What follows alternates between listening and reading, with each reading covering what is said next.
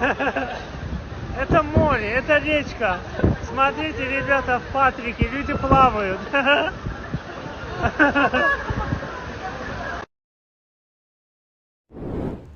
Подписывайтесь на канал, и вы всегда будете в курсе свежих новостей.